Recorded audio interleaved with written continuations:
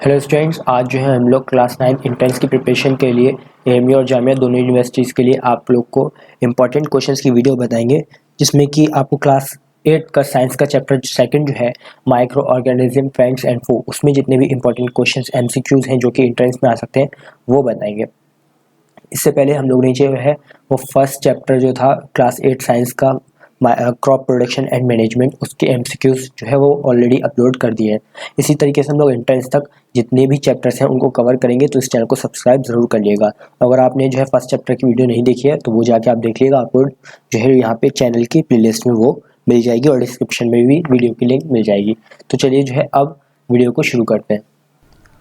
तो इसमें first question जो है वो है tiny organism which can not be seen with the naked eyes are called.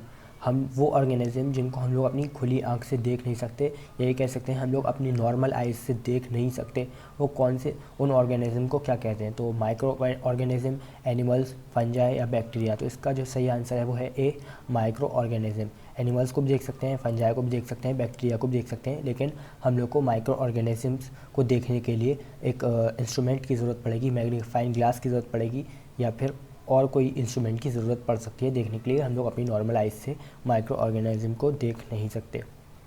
उसके बाद सेकंड क्वेश्चन है microorganism are also known as. Microorganism को हम लोग इनमें से क्या और कह सकते हैं, ईस्ट, माइक्रोब्स, वायरस या अमीबा। तो माइक्रो ऑर्गेनिज्म को हम लोग माइक्रोब्स भी कह सकते हैं। उसके बाद नेक्स्ट क्वेश्चन है fungus can be seen with. Fungus को हम लोग किस चीज़ के ज़रिए से देख सकते हैं, माइक्रोस्कोप, टेलीस्कोप, मैग्नीफाइंग ग्लास या डी बोथ ए एंड सी। तो आपको पता होना चाहिए फंगस को जो है हम लोग माइक्रोस्कोप से भी देखते हैं और मैग्नीफाइंग ग्लास से भी देखते हैं, लेकिन टेलीस्कोप जो है वो एस्ट्रोनॉट्स लोग यूज़ करते हैं सन और मून को देखने के लिए या फिर स्टार्स को देखने के लिए।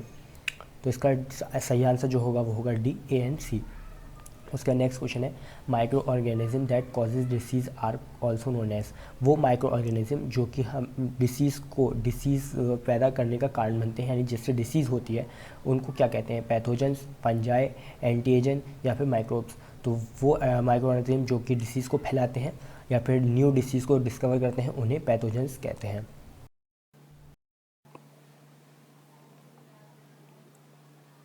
नेक्स्ट क्वेश्चन है इसके बाद bacteria are dash organism, multi cellular, unicellular, bicellular या ट्राइसेलुलर। तो बैक्टीरिया जो है वो यूनिसेलुलर होते हैं, यानी यूनिसेलुलर वो जिसमें जो है एक सेल हो ओनली, वो ऑर्गेनिज्म जिसमें वन सेल हो उन्हें यूनिसेलुलर कहेंगे, और जिसमें एक से ज़्यादा हो उसे बाईसेलुलर, ट्राइसेलुलर या मल्टी सेलुलर कह सकते हैं। उसके बाद नेक्स्ट क्वेश्चन है bacilli are the bacteria that are. कौन से बेसिली जो है एक बैक्टीरिया का नाम है, वो किस शेप की होती है, rod shape, comma shape, curve shape या फिर स्पाइरल शेप। तो इसका सही आंसर जो है वो है ए, रॉड शेप। इसका नेक्स्ट क्वेश्चन है spiral shaped bacteria are called. जो स्पाइरल शेप की तरह के बैक्टीरियाज होते हैं उन्हें क्या कहते हैं, बेसिली, विब्रियो, स्पाइरेलिया या फिर कोकी। तो इसका सही आंसर जो है वो है डी, कोकी। उसके बाद है next question simple plant like microorganism are called. जो माइक्रो ऑर्गेनिज्म जो कि बिल्कुल सिंपल होते हैं, प्लांट की तरह, पेड़ों की तरह जो दिखते हैं, वो ऑर्गेनिज्म को हम लोग क्या कहते हैं, माइक्रो ऑर्गेनिजम्स को। तो एल्गाई, बैक्टीरिया या फिर ए एंड बी बोथ या फिर प्रोटोजोआ। तो इसका सही आंसर जो है वो है ए, एल्गाई। उसका नेक्स्ट क्वेश्चन है medium that transmits pathogen from an infected person to a healthy one is called. वो मीडियम जो कि पैथोजेंस को एक इन्फेक्टेड पर्सन से हेल्दी पर्सन में जाने में हेल्प करता है, उस कैरियर को, उस मीडियम को हम लोग क्या कहते हैं, फंजाई, जर्म्स, कैरियर या फिर नन ऑफ दीज। तो इसका सही आंसर जो होगा वो सी, कैरियर। जब भी किसी हेल्दी इंसान, इन्फेक्टेड पर्सन से हेल्दी इंसान में कोई भी पैथोजेंस जाएंगे तो उससे जो है हम लोग कैरियर कहेंगे कि वो कैरियर है। उसके बाद नेक्स्ट क्वेश्चन है medicines that kills or stops the growth of harmful disease causing by microbes is known as. वो मेडिसिन जो कि माइक्रोब्स को रोक देती है हम लोग के बॉडी में हार्मफुल डिसीज़ को और बढ़ाने में, तो उस मेडिसिन को क्या कहते हैं। यानी जब हम लोग मेडिसिन लेते हैं तो वो जो है माइक्रोब्स को ख़त्म कर देती है और उसे बढ़ने से रोक देती है, तो ऐसी मेडिसिन को क्या कहेंगे, एंटीबायोटिक, एंटीबॉडी, एंटीएजन या फिर वैक्सीन। तो इसका सही आंसर जो है वो है ए, एंटीबायोटिक। एंटीबायोटिक वो मेडिसिन जो हम लोग लेंगे अपने बॉडी में उसे antibiotic. The process in which sugar in the food is transform into alcohol and carbon dioxide by using microorganism is known as. वो कौन सा ऐसा प्रोसेस है जिसमें कि माइक्रो ऑर्गेनिज्म की हेल्प से फूड के अंदर जो शुगर होती है वो अल्कोहल में और कार्बन डाइऑक्साइड में चेंज हो जाती है। तो आपको इसमें प्रोसेस का नाम बताना है। तो ये बहुत ही ज़्यादा इंपॉर्टेंट क्वेश्चन है, इसको आप मार्क कर सकते हैं। इससे रिलेटेड काफ़ी क्वेश्चंस आते रहते हैं जामिया और एमयू में। तो इसका सही आंसर जो है वो है सी, फर्मेंटेशन वो प्रोसेस होता है। उसके बाद नेक्स्ट क्वेश्चन है, the fungus that is commonly used in bakery and beverages industries is. वो कौन सा ऐसा फंगस है जो कि बहुत ही ज़्यादा बेकरी और बेवरेज इंडस्ट्रीज में यूज़ होता है? पेनिसिलियम, यीस्ट, एग्रीशियस या राइजोपस। तो इसका सही आंसर जो है वो है यीस्ट। जितने भी केक वेक बनते हैं वो यीस्ट के मदद से बनते हैं। यीस्ट को जब डालते हैं तो वो जो है केक जो है वो फूल जाता है। तो जितनी बेकरी और ये बेवरेज की इंडस्ट्रीज होती हैं उसमें सबसे ज़्यादा यीस्ट का यूज़ किया जाता है। उसके बाद है, Giardia is listed under the category of. जो ये ऑर्गेनिज्म है उसको किस कैटेगरी में हम लोग रखते हैं? Fungi, protozoa, bacteria, algae.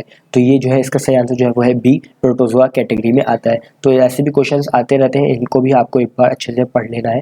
इसी टाइप के क्वेश्चंस एमयू और जेएमयू में आने के चांसेस हैं। उसका नेक्स्ट क्वेश्चन है, substance used to produce immunity against disease in the living body is called.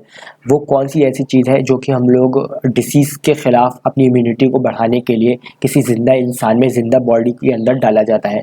Immune, vaccine, antibody, anti agent. तो इसका सही आंसर जो है वो है वैक्सीन। अभी आपको पता होगा कोरोना जब चल रहा था तो वैक्सीन काफ़ी लगवाई जा रही थी, क्योंकि वो जो है डिसीज़ के अगेंस्ट जो है हम लोग को इम्यूनिटी दे रहा था। कोरोना जो है वो हम लोग की बॉडी की पूरी इम्यूनिटी को ख़राब कर रहा था, इस वजह से वैक्सीन लगवाई जा रही थी ताकि हम लोग की बॉडी में इम्यूनिटी हो जाए, ज़्यादा से ज़्यादा इम्यूनिटी आ जाए और हम लोग कोरोना के खिलाफ लड़ सकें। तो इसका सही आंसर जो है वो है vaccine. How much nitrogen is present in the atmosphere. Atmosphere nitrogen कितनी परसेंट में प्रेजेंट है? तो इसका सही आंसर जो है वो है 78%। ये काफ़ी आप लोग पढ़ते हुए आ रहे होंगे, तो ये इससे भी क्वेश्चन कभी कभी आ जाते हैं बेसिक से।